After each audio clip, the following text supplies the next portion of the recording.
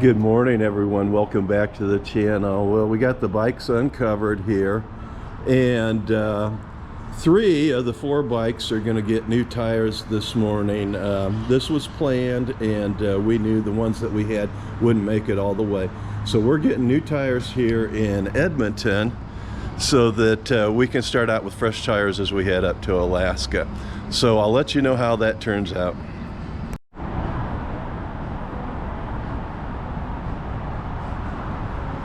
Good morning. We're up bright and early to take our bikes in, get new tires, and a few other maintenance items done. And then tomorrow I'm going to sleep in. Well, I got some new tires put on my Honda. Look a lot better than those old ones. There's Mike. He's giving an attaboy to Riverside. They did a great job. Oh, there's Gord. Anyways, it's a really great place to come and get stuff done. We had planned it well in advance and it worked out just fine. Boy, I can't thank Riverside enough for the help they've given us here. They did a really fantastic job with getting the tires on the bike. But tomorrow we have a problem with Roy's bike, and I'll detail that later. But boy, they just did a bang-up job for us. I can't thank them enough. I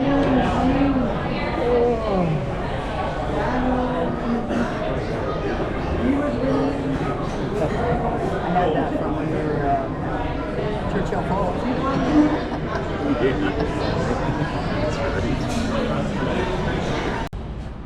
Hey everyone, it's our off day here in Edmonton, and we're going to use that to run south of town here for a little bit till we get to the Reynolds Car Museum. I'm looking forward to it. It's supposed to be a really fabulous museum, so that's what we're going to do on our day off. We'll hit the road here shortly.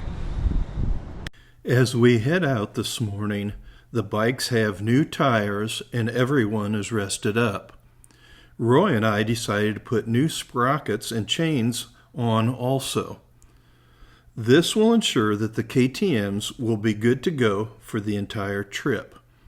Unfortunately, Sherry's Honda wasn't able to get the new sprockets and chain. This failure will come back to haunt us later in the trip. Oh, I almost forgot. My fuel problem turned out to be a closed valve on the gas tank.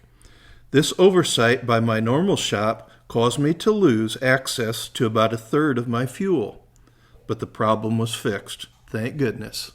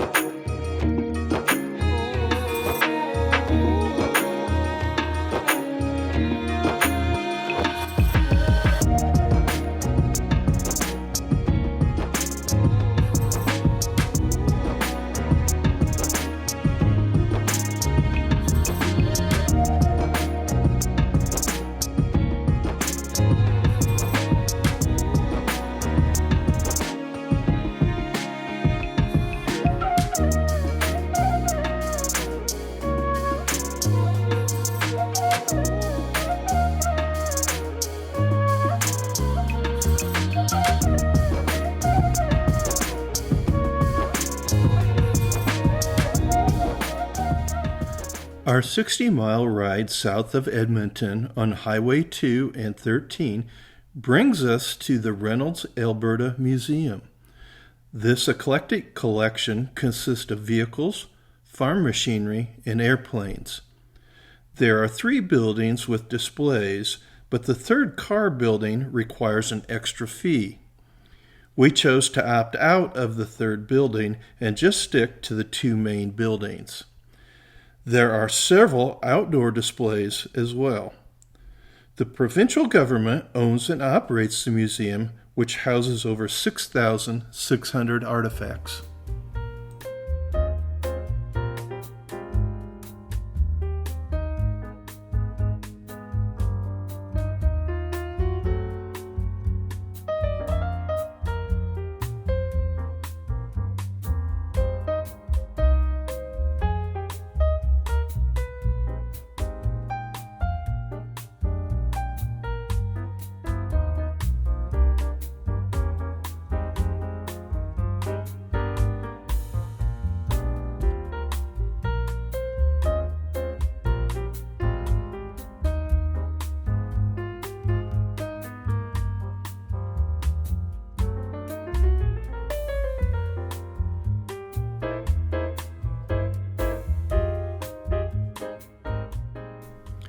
The museum pieces are organized by type and era.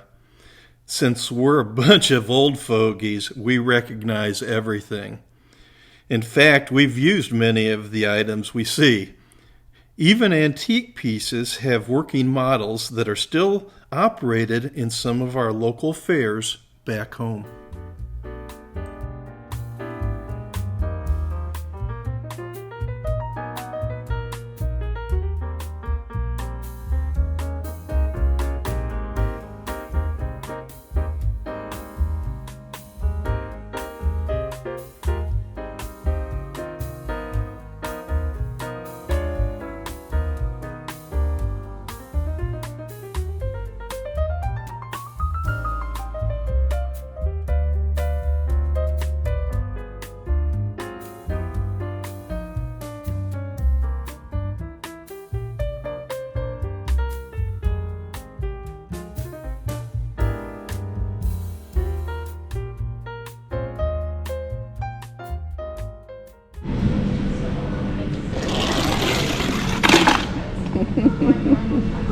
I won.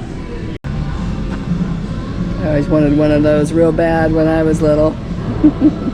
My cousins had one. We had to take turns riding it, but it was still fun. Could really lean into the curves.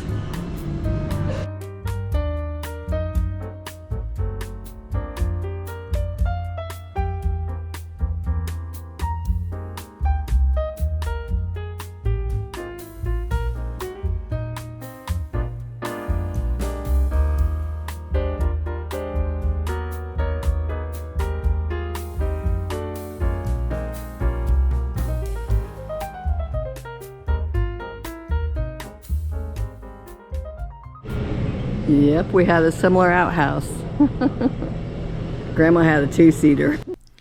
It may sound funny that Sherry's grandmother had an outhouse, but it was actually quite common when we were kids. Many of the farms in our area still used outhouses because of their Amish faith and lifestyle. My grandparents' outhouse was repurposed as an elevated playhouse for my cousins and me by my uncle. We had a lot of fun in that old outhouse. Too funny, huh? Life was a lot simpler then.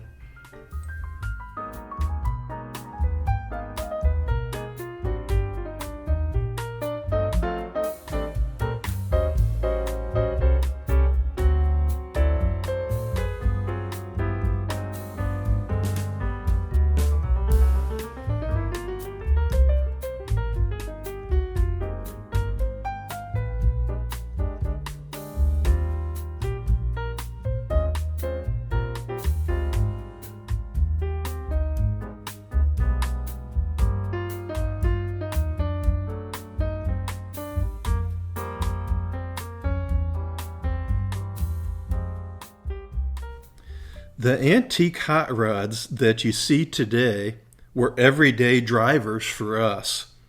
Between Sherry and I, we had 3 Chevy Chevelles as teenagers. If we only knew then that they'd be worth a small fortune now, we could have held on to at least one of them.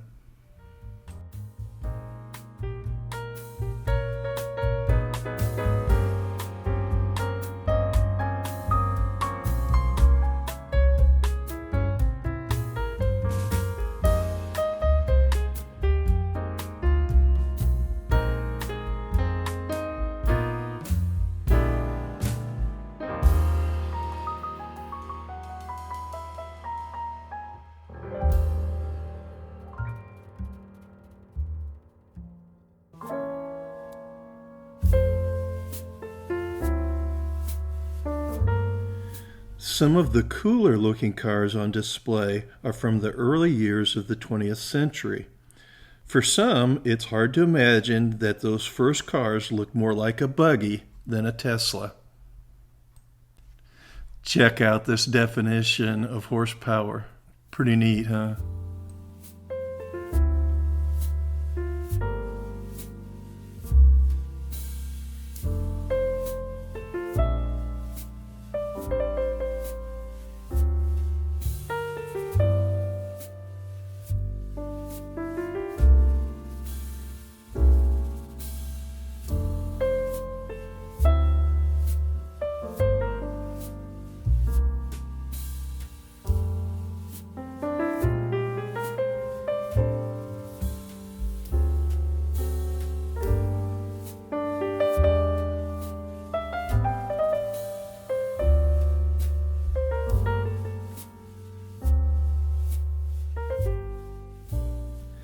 Looking at these trucks brings back fond memories of my GMC with a 3 on the tree.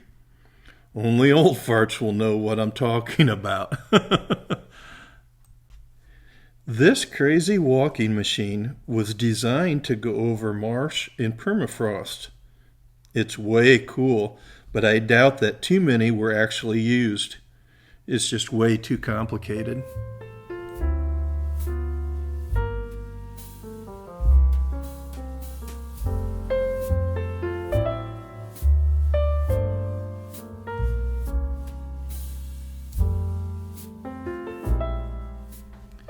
Well, that was fun, but it's time to take in the airplanes now.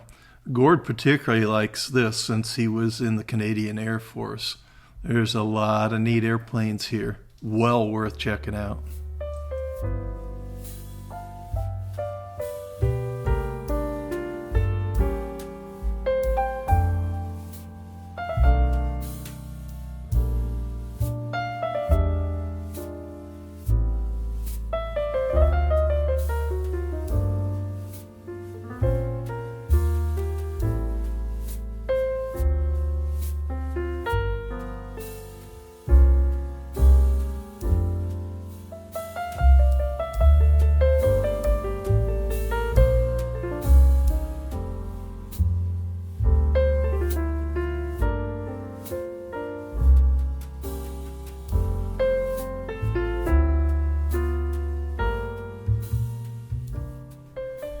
What's neat about this museum is that they have several interactive displays where visitors can get a better understanding of the machinery.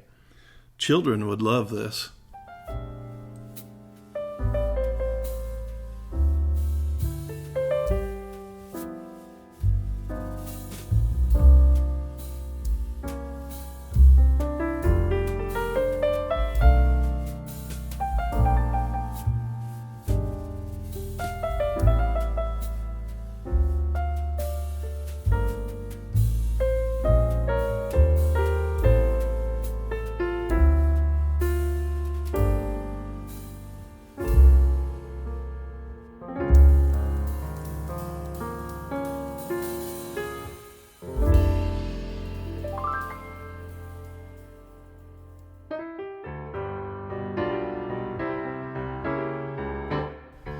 This Hawker Hurricane from World War II is just a beautiful aircraft, and its iconic role in playing in the defense of London is legendary.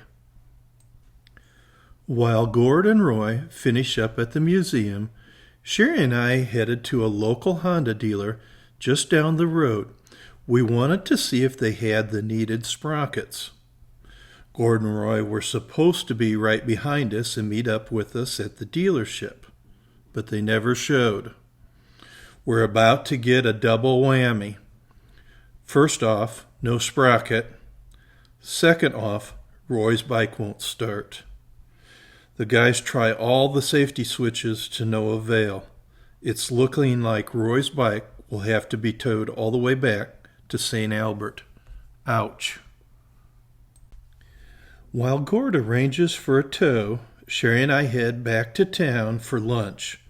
We'll bring the guys something to eat and drink because it's getting awfully hot out. We decide that Gord will stay with Roy and help him, and Sherry and I'll head back to St. Albert. We decide to take a different way back.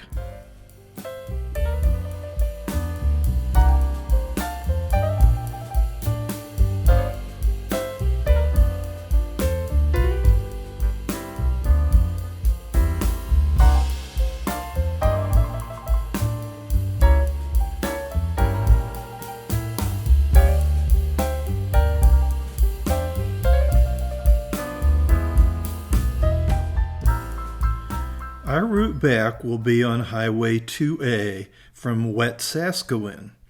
The road is a straight shot through the town of Millet, and we will merge back onto Highway 2 at Leduc. It's a wonderful ride through the countryside.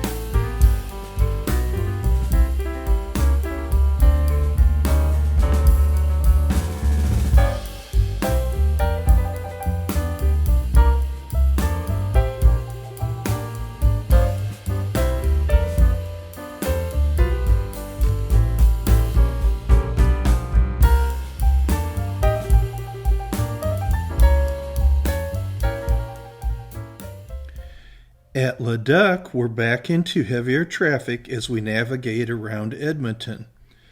Highway 216 is a fantastic loop around the city, and it allows us to avoid the downtown traffic.